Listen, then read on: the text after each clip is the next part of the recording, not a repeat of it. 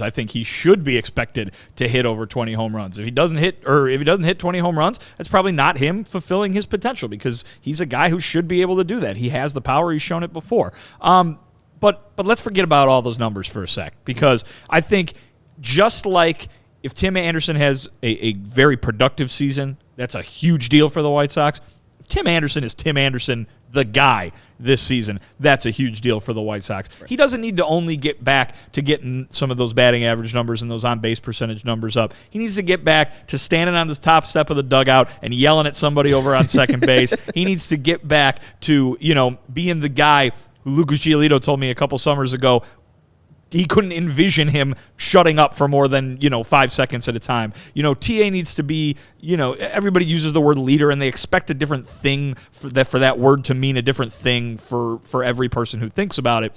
For Tim Anderson, being a leader means being energetic, means having that chip on your shoulder, being aggressive in your personality, being confident, not just aggressive at the plate with swinging the bat, but aggressive with your personality. I think when Tim Anderson is acting like Tim Anderson, that means things are going well for the White Sox. He was the most visible person last year that you could tell was not acting the same way because of the way the team was playing. And you can say chicken or the egg, certainly. That was a question all year long from everybody who was chatting with us all season long.